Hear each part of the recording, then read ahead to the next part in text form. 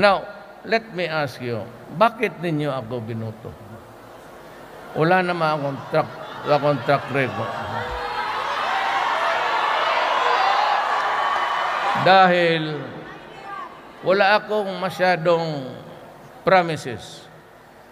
Kasi sa debates, sa presidential debates, kung nakita ninyo, binibigyan lang kami ng 1 oras at kalahati, 1 minuto at kalahati. Sabi ko, anong isasabi ko sa ganung? So, everybody was talking. Ako sabi ko, ito lang ang mapangako ko at gagawin ko talaga. I will stop corruption in government.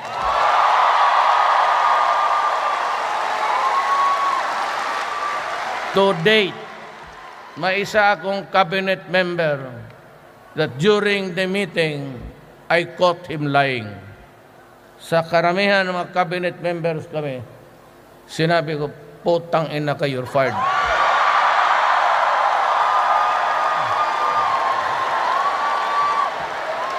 Kung umalis ka. Tapos yung isang agency, tinitignan ko kasi kano ang early game because yung mga agencies na may 150 billion, akala nila hindi ko binabantayan yan.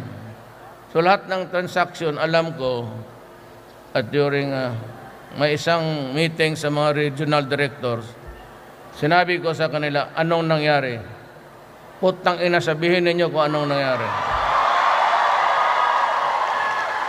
Kaya, right there and then, sinabi ko sa aide ko, you call him, kasi Sabado, he has 2 days to submit his resignation.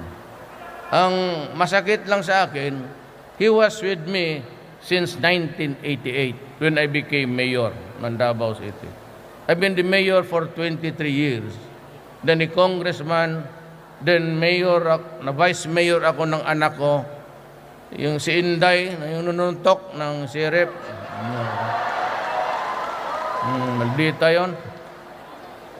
Sabi ko, well, unless you run for mayor, ayaw niya.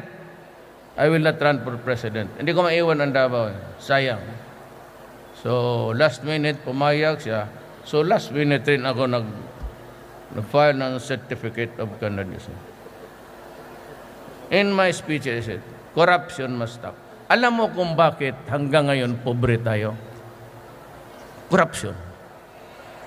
Kasi kung ang pera lang ng gobyerno dadating talaga doon sa irrigation, sa mga... Hindi naman siguro talagang... But we would have been comfortable by this time. Ang problema, ang naghihila sa atin, ang korupsyon. But you know, alam mo kung ano, ang sekreto sa korupsyon?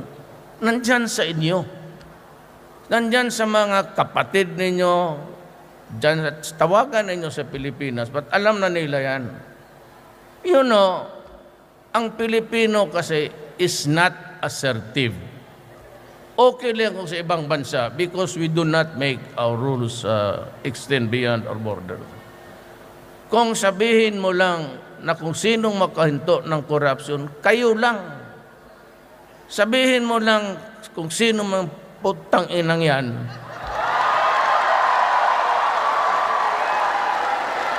Do not worry, live ito. Streamline live ito.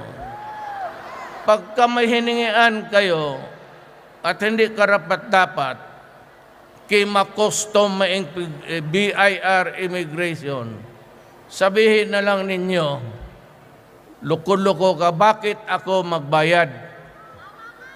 Huwag mo akong lokohin as a Filipino. Kasabi ni Duterte, sasampalin kita.